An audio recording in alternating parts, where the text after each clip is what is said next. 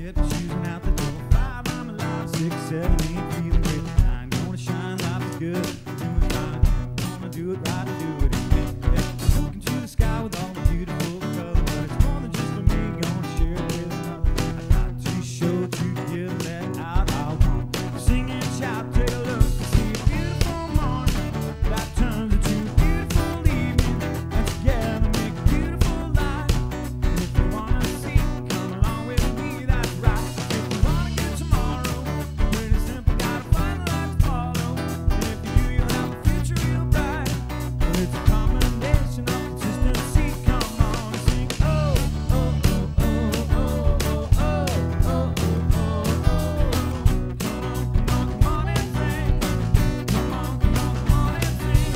Oh, oh, oh, oh, oh, oh, oh, oh, oh. Come on and sing. Come on and sing. We said a beautiful life is one that's deeply rooted in reality. Reality is what we have.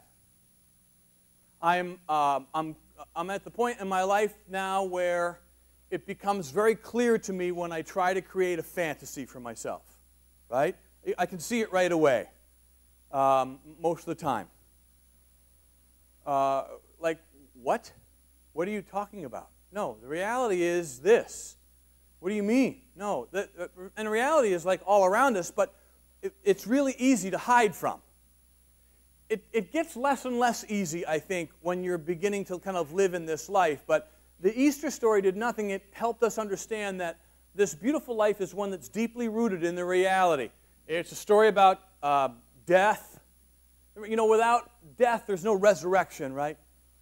We love the resurrection idea. We love the resurgence. We love this rebirth. We love, you know, stuff coming out of the ground in the spring, and especially if you spent any time in your life in the East or Midwest. See, nobody here really gets spring.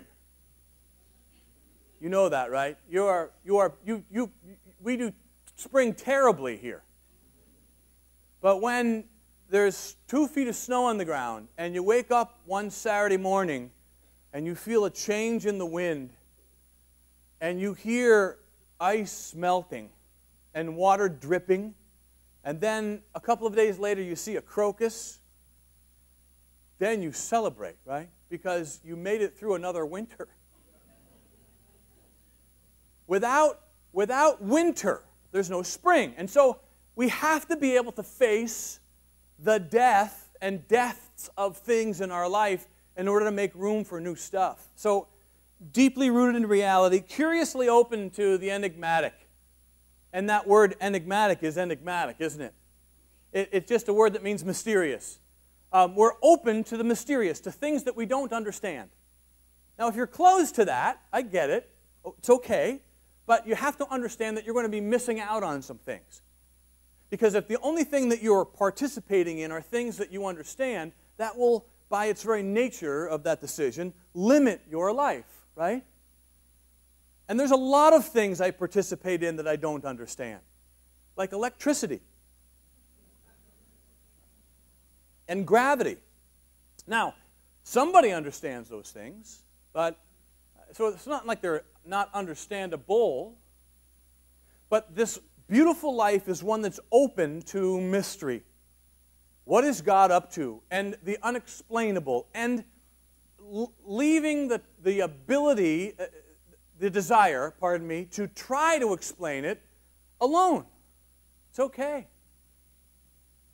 Not easy. Another idea is it's a life that's effortlessly conducted in new directions. I like that. Think about the conductor, right? If you're like a good flautist, you let him move you or her move you where you want to go. But then there's that rebel flautist, the rogue clarinet player. That person's uncontrollable, and that's me so many days. I'm the rogue. I don't like to be controlled. I like to know what you think I should do and then do the opposite. Is there anyone else in here like that? That's kind of how I, because usually people that are telling me what to do when I was younger are people who aren't deeply rooted in reality. You're curiously open to the enigmatic, and so why would I want to listen to them, right? And, of course, not a good way to live, kind of always doing the opposite. But when Jesus showed up, he was effortlessly conducted by the Father. And he says this in John chapter 5, verse 7, I think. The Father is at work all the time and every place. And all I'm doing is joining him in the work that he's up to. That's what I want. I want to be tuned in to what God is up to, this benevolent force of love in our universe, Yahweh. I want to be tuned into what God is up to and just join him in that. Do you understand that that's not how most people live? Most people, even religious people, live like this. Okay, this is what I'm going to do. Now, God, join me in this. Right? This is the person I want to marry. This is how many children I want to have. This is where I want to live. Oh, God, please help me get this mortgage. And then when God doesn't, we go, oh, there's no God. It's so funny. If you were God, you'd go, really? Come on. And I think he does that. Come on. So what he's up to is what we should be up to. Effortlessly conducted. And then the last one that I didn't mention last week is this beautiful life is perpetually fueled by love. Listen, if you're fueled by anything other than love, you're going to burn out. Now, I think it's probably possible to burn out by being fueled by love if you're unwise. I get that too. But usually, in my case, when I'm fueled by love, I don't feel burned out because I know when to say no. When I'm fueled by pride or my own need for self-worth, then I really don't know when to say no, right? Because I want you to want me. I need you to need me, right? You're welcome.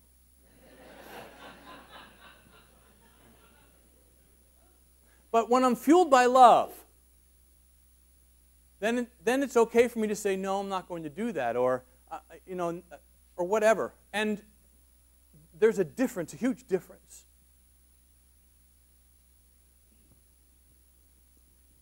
So that's the life, it's the way of Jesus and the life that he describes and the life that he lives. So how do we get a life like that? Well, what I've tried to do over the last several months is identify the things that I see as common denominators in people that I know and myself and people that I'm working with, things that seem to kind of lead in a process. Now, this isn't like a black and white, this is the only way it happens. This is a stab at saying this may be a way that God is up to kind of moving in your life in a way to grow and change. And I want to read a passage in the book of James. There's a book in the Newer Testament written by a guy named James, and as far as we know, James was a half-brother of Jesus. That is, Mary and Joseph, after having Jesus, had other children, according to the Gospels. Now, listen, the Catholic tradition holds that they didn't, and far be it from me to contradict. But as I read the Newer Testament, there are several places where it says, and Mary and Jesus' brothers and sisters came and did this and that. And so by just a simple reading, it seems that Mary and Joseph had children. And if that's true, we know that one of them is this guy named James. He was the pastor of the first church in Jerusalem, and later he wrote this book in the Newer Testament. And I love it because it sounds so much like Jesus speaking, which makes sense, right? Because I think Jesus speaking sounds so much like Joseph speaking. Joseph was a beautiful father. And so James writes, listen to this. This is James chapter 1, verses 2 to 5. And I'm reading from, normally I read from the New International Version. Today I'm reading from a translation called the Phillips translation, which I love. Listen, when all kinds of trials crowd into your lives, my brothers, don't resent them as intruders, but welcome them as friends. Now, he's not talking about a trial as in a courtroom. He's talking about something that, have you heard the term, this will test your mettle? Right? That's what he's talking about. He's talking about something that happens in your life that will show you who you really are. What could that be? Go ahead. What comes to your mind? Losing a job, definitely. Yes. Death in the family? Definitely.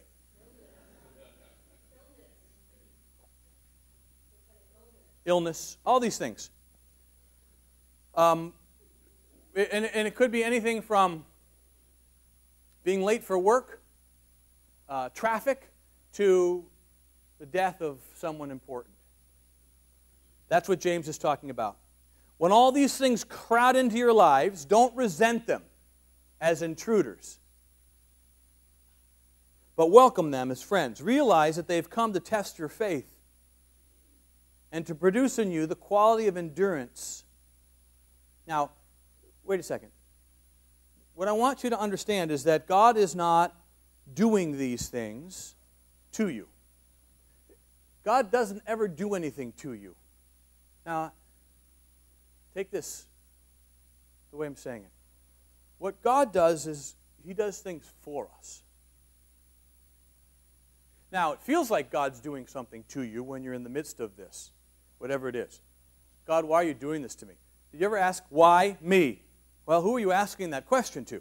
That's the funny thing. Why me? Why now? The purpose of situations like this is for them to test your faith. Now, what does that mean? Simply help you understand where you are. You ever have a stress test? The intent is not to kill you, right? The intention is to see where you are. What is the health of your heart? What kind of shape? I mean, what is really the boundary? What boundaries are we working with here with this person? When you have Dr. Bob just came in, when you have an eye test, you don't pass or fail. An eye test, you go to an eye test and you cover one eye and EARS. Oh boy, no. It's not to produce shame or guilt. It's to help the physician understand where you are so he can fix it, right? That's what kind of testing God is involved with in our life. He doesn't throw something up to go, oh, I knew it. I knew you couldn't do that. Oh, man. That was a riot. Jesus, did you see that? Look at that guy. Mr. Big Shot. Not it. It's, let me just show you where you are, friend. Because I'm not sure you really understand where you are. Realize that they come to test your faith and to produce in you the quality of endurance. But let the process go on. And what is it that we want to do when we're in the midst of this? Escape. First thing, escape. How do I get out of this? How do I get out of this? How do I make this stop right now? I don't want to. And so we've developed some really good escapes, right? Some of us have developed escapes in accordance with our addictions. Some of us have developed escapes that look really good, but we know that we're escaping from reality. So James says, no, don't do that. Hang in there, let the process go on until that endurance is fully developed, and you'll find you're becoming complete and whole again. And if in the process any of you does not know how to meet any particular problem, he has only to ask God, who gives generously to all without making them feel foolish or guilty. And he may be quite sure that the necessary wisdom will be given. I love that. Now, there seems like in this passage and others that there's a pattern process that God allows and does, kind of facilitates in our life. And that's what I want to talk about. So if you turn your notes over, you'll see this little flow chart thing. That's what this is. This is the first step. And first step, and I just want to kind of go over it with you, and then we're going to unpack them week by week, okay? So if you take a look at this lightning bolt, normally, for most people, a spiritual awakening happens after an experience, either an experience of pain or an experience of great beauty that gets you to sit back and say, I don't think I understand what just happened or what is happening in my life. A pain or a beauty event, a lightning bolt. And they're really there. What happens is these experiences uncover inadequacies in my way of being human. When everything is going great, it's so easy to be okay, right? How are you? I am great. Why? Well, bank account's full. Wife and I are doing fine. Kids are all good. Job is exciting and engaging. Just got a promotion. Didn't hit any traffic today. Had a good lunch. You know, life is good. Warriors going to get back on their winning ways tonight. You know, it's going to be, life is good. That's okay. And who doesn't want that? But when we run into a brick wall, and an inadequacy is revealed when we don't know how to handle it. We ask questions like, where do I belong? I mean, what is it that I didn't get? See, that's what disappointment is. Disappointment is the difference between my experience, my expectation, and reality. That gap is disappointment, right? Reality, because reality is reality. Reality is reality. Reality is that it's going to rain on the day that you don't want it to rain. Nothing you can do about it. Okay, well, I planned this great outing on this day, and now it's raining. I'm disappointed. This is just a simple, meant to be an illustration. So reality is it's raining. My expectation was beautiful 75-degree sun, and so I'm disappointed because my expectation, reality didn't meet my expectations. Well, which one is off? Reality isn't. Reality is just reality. So I just want to sit with that. Whenever you're feeling disappointed or disillusioned or underwhelmed with some situation or person, just understand that that's reality running into expectations. That's what it is. You go, well, my son got an F on a test. Okay, well, that's reality running into expectations. Now, is it reasonable for me to expect more?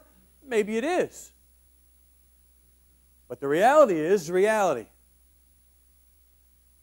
See, having a firm grip on reality is important. Otherwise, we create a fantasy world for ourselves. And in extreme cases, it becomes duplicity.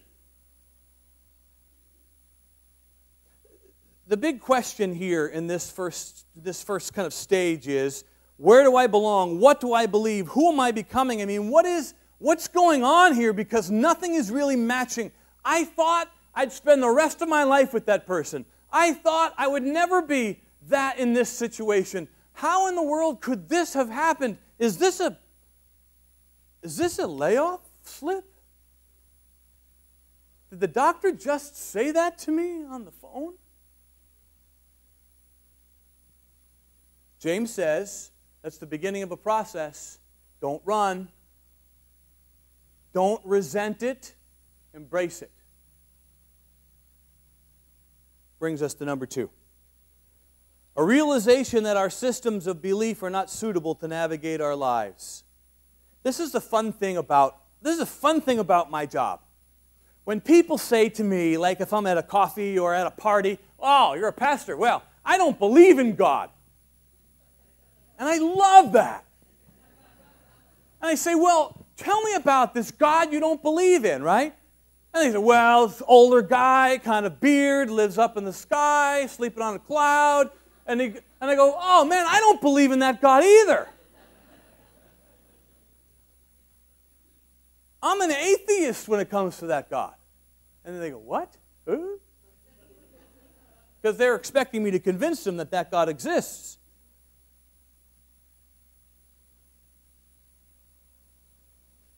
What I've begun to realize is that most people's God knowledge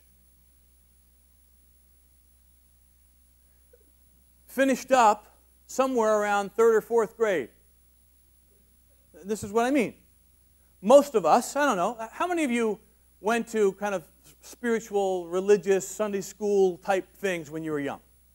Okay, good. So majority of us in this room have this kind of basic, at least a basic rudimentary understanding, let's just say 3rd or 4th grade level understanding of God.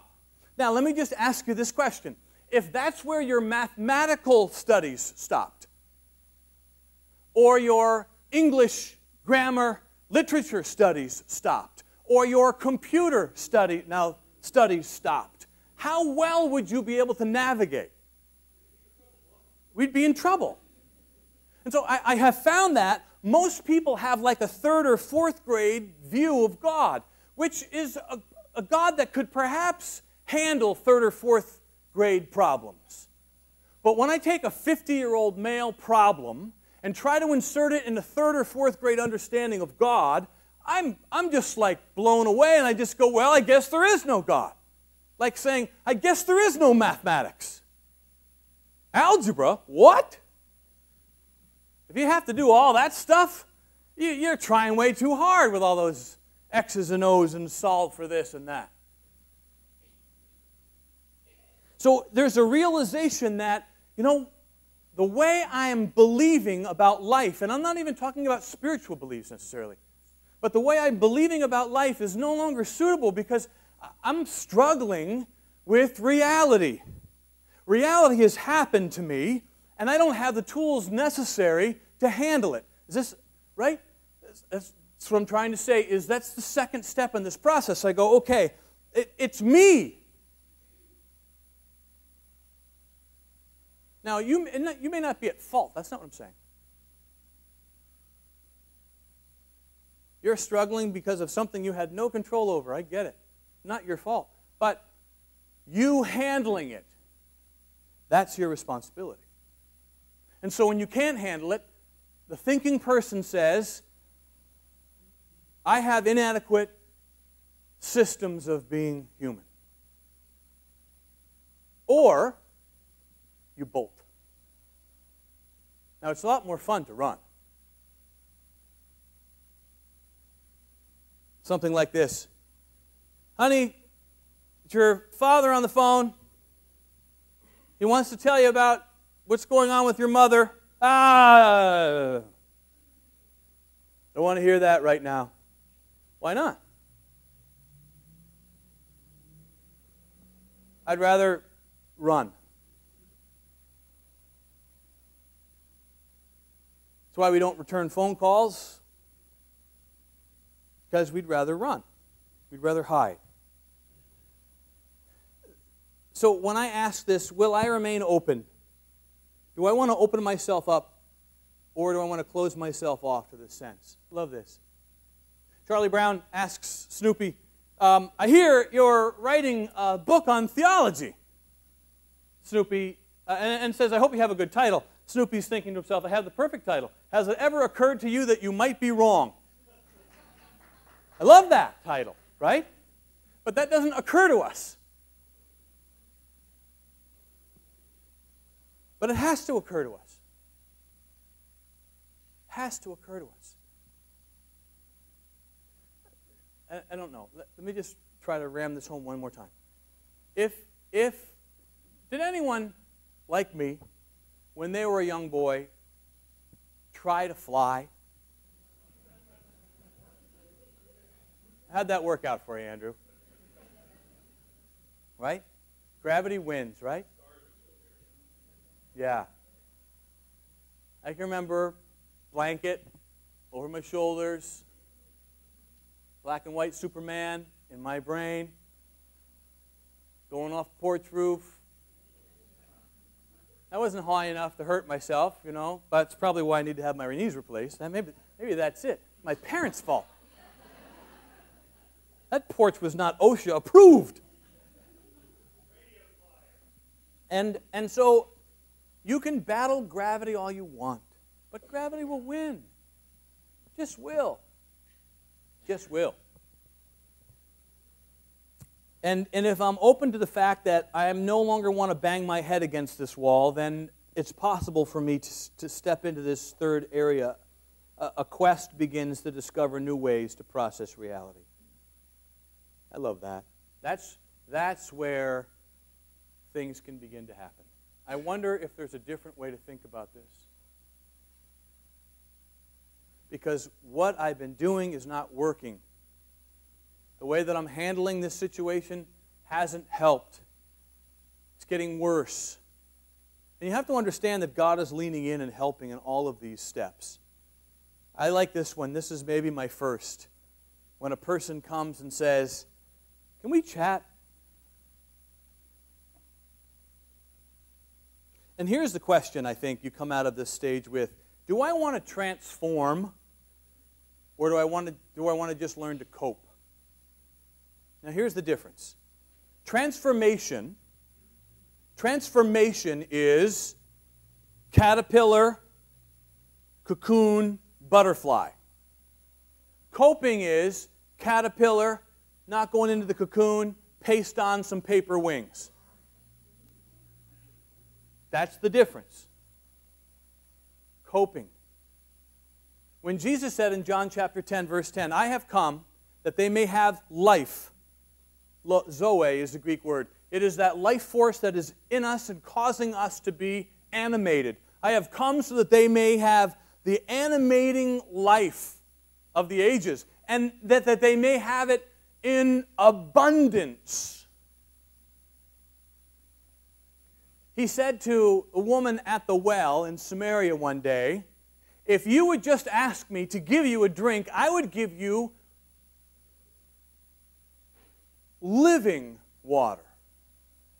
Water that is like an artesian well, flowing from the inside of you and overflowing out of you." That's what I mean earlier when I said perpetually fueled by, powered by love. That when I'm connected to God, what happens is that kind of life, beautiful power of life, kind of metaphored by water, by Jesus, fills me, and because it's an infinite supply, I don't have to be stingy with it.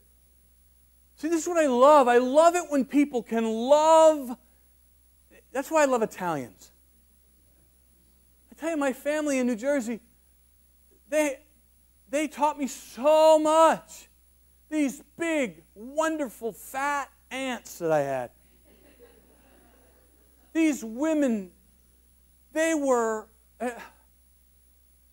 my grandmother weighed 350 pounds if she weighed an ounce. And I slept with her every night of my life until I was about 9 years old. And she taught me more about love and what it meant to be warm and open and generous than I think anyone else in my life. Because somehow God filled her and she overflowed. And if you hung out with her, you got wet everywhere. It's like there's water coming out of this woman. That's why when Jesus showed up at a place, people gathered around him, especially people who didn't feel loved, like tax collectors and prostitutes and swindlers and people like us, people who were like love deprived.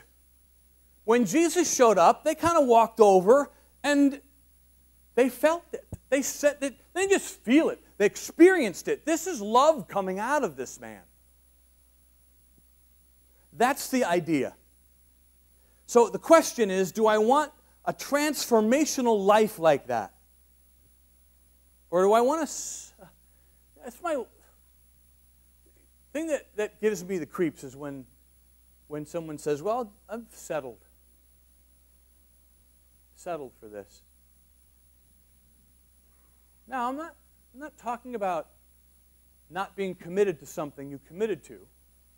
Talking about thinking that you can never be happy and settling for that life. That's not the life that God's come to give.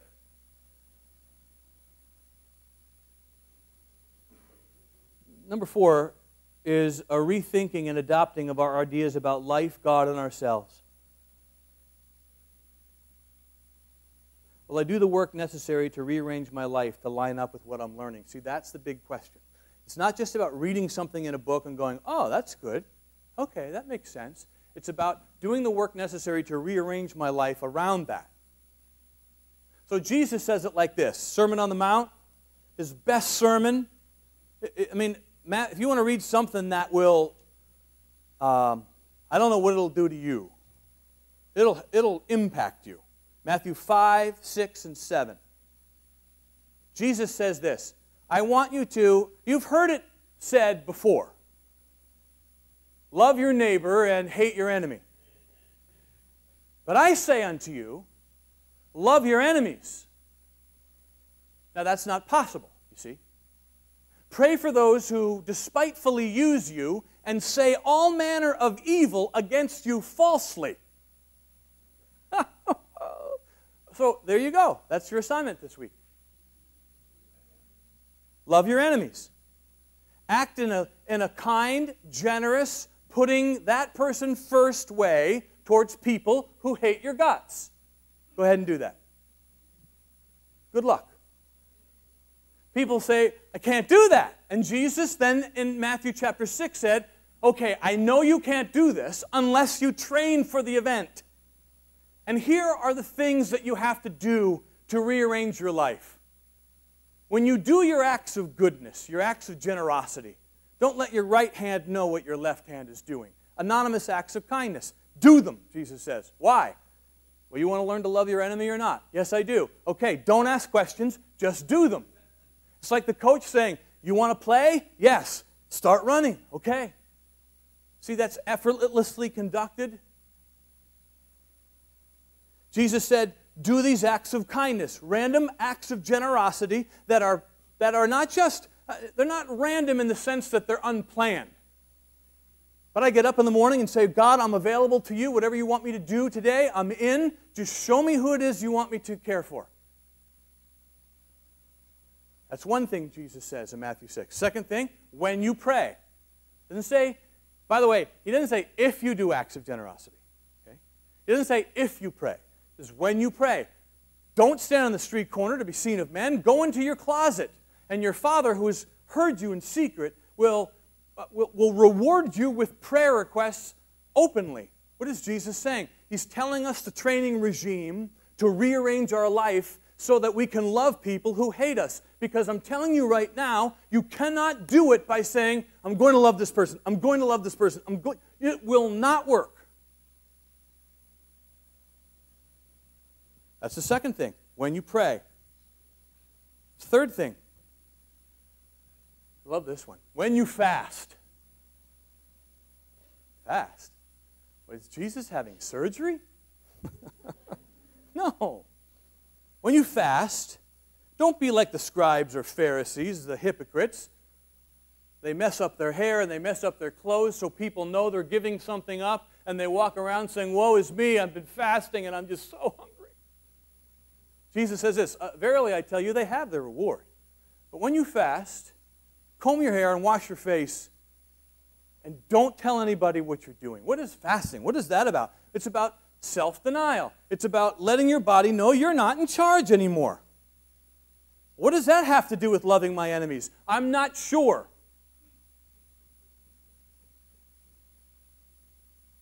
But do it. Why? Well, the one who lived that life better than anyone said that's what you should do. And it's like if Steph Curry came to your son or daughter's shooting clinic today and said, this is what I want you to do. And the seventh grader said, well, why? You would get him home and you'd say, dude, are you kidding me? It's Steph Curry. You just do what he tells you. Why?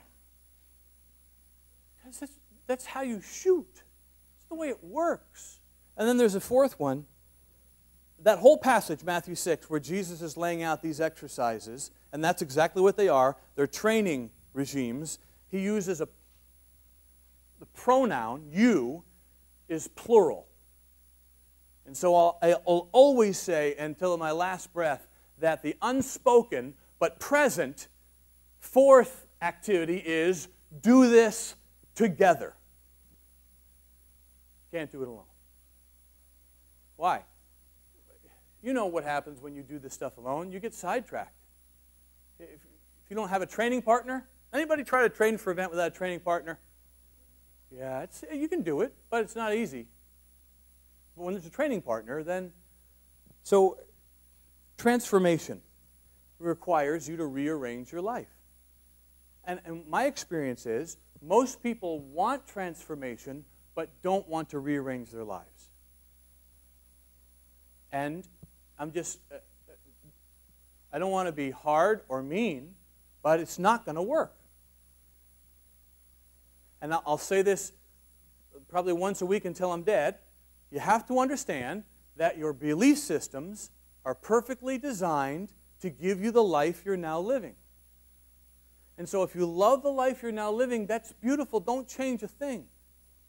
But if you go, you know what, there's some things that, okay, it's because your belief system at some level has to change. Not just cope, but transformation. Let me give you this one last thing. What happens then? Well, and what I want to do over the next few weeks is get a little bit more specific on some things in each of these. An experimentation and settling in to this new way of life. So when you've experienced transformation and you're thinking differently about whatever it is, you now have a new viewpoint, a new point of view. It's like things that you didn't see before you see now. That takes a little settling into. Now, not getting used to. And that's my hope, that I don't get used to things. Wouldn't it be nice if you never got used to the way Mount Burdell looks in the morning? My gosh, you go out the door and you look up and it's like, what? See, getting used to things, taking them for granted, is a sure sign that we're not in this way. Because we don't see and hear. An experimentation and settling into new ways of being. And the question here is, will I continue in this way regardless of how I feel? What do I mean by that? Right now, you're gung-ho, maybe, you know. Tomorrow morning you'll get up and you won't be so gung-ho. Feeling is perhaps changed. The question is, will you do what you have to do regardless of how you feel? Now, I'm not saying your feelings aren't important. That's not what I'm saying at all. I'm saying when it comes to doing what we should do, the way you feel about it, I wish I could say what I really want to say here, but I won't. I don't care about the way you feel about it. You just do it. Well, wait a minute. I don't feel like it. I used to love it when my sons would say something like that when they were young. Well, Dad, I don't feel like it.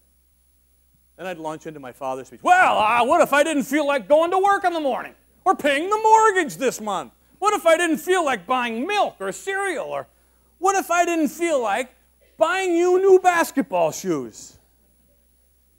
And they would roll their eyes. Listen. If you did what you wanted to, if you did this week what you felt like doing, I would guarantee you half of you would be in jail. Just guaranteeing it.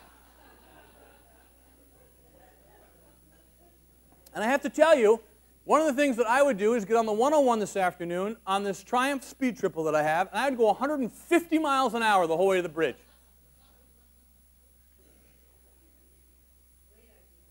Right? Isn't that a great idea? I won't do it. Why? This is a stupid idea. You have to do, we have to, friends, be committed to a way of life and rearranging our lives, around certain things even when we don't feel like completing that commitment. See, this is the essence of faith. That's the very definition of faith. Acting on what you know to be true regardless of how you feel. That's all faith is. That's what it is. Faith.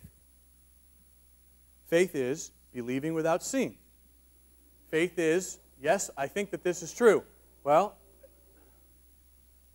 it doesn't feel true.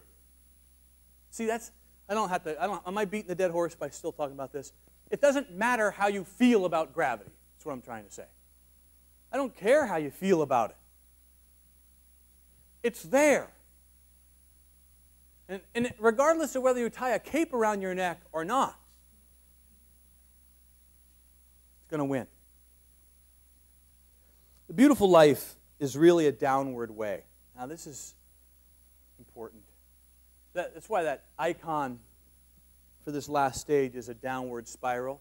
Now, I don't mean, usually when we hear downward spiral, that's not a good thing, right? But you have to understand that this way of life is not a way of success because it's fueled by failure. So look at this piece of wood here. This is it's amazing to me that 2,000 years later, we wear these around our necks and display them in our buildings. This is a first century electric chair. You understand that, right? The worst way to die. Absolute worst way to die. The guy that we follow died on this. And you have to understand that you have to be willing to do the same thing if you want to follow him. Because it's a downward way. He said, take up your cross daily and follow me. And if you love your life, you'll lose it. But if you lose your life for my sake, you'll find it. Up is down. And I don't claim to understand all of that, but it is. Let me read you Psalm 1. It's one of the earliest passages that I've memorized, and it is one of the most solid, Brand, you guys can come up. It's one of the most solid passages that talk about the kind of life. I mean, hundreds of years before the New Testament was written, David wrote Psalm 1. And the Psalms were all songs that they would sing. Listen to this. Happy is the man who does not walk in the counsel of the wicked, or stand in the way of sinful people, or sit in the seat of mocking people. And you go, what? But I thought we were supposed to spend time? Yes, of course. But don't think like they think. That's it. It's about that. The way that they think and the way that they are, the way that I was, the way that I thought, their belief systems that kind of cause the lifestyle, don't let that infect you. But, David says, his delight is in the law of Yahweh. And on this law he meditates day and night. Listen to this. He's like a tree. Now you have to understand, this is a man who's lived in the desert all of his life writing. Okay? He's like a tree planted by streams of water which yields its fruit in season and whose leaf does not wither. Whatever he does feels prosperous. Not so these previously mentioned ones. They are like chaff that the wind blows away. They won't stand when their metal is tested. That's what we're talking about, see? What we're talking about is just having your metal tested and going, okay, that's where I am. I'm ready. I'm ready to grow and change. I want to be like a tree planted by a river of water that brings forth my fruit in season and whose leaf does not wither. I want to be fruitful, that's all. So God, we come to you because, like the disciples said to Jesus, you have the words of life. And I'm grateful for that. Father, you know that there are days when I know the right thing and choose to act by my feelings, but I don't want to. And yet, still I do. God, you know that the times I've grown the most have been parallel to the times I've been in the most pain, struggling. And while I don't invite you to do that again, I'm open to it when it comes. And I pray, Father, that you would help me to be circumspect, listening, being present, knowing who I'm becoming, and looking at my trajectory and wondering if it's like the trajectory of the one whom I follow. And so I pray, God, that you would help me.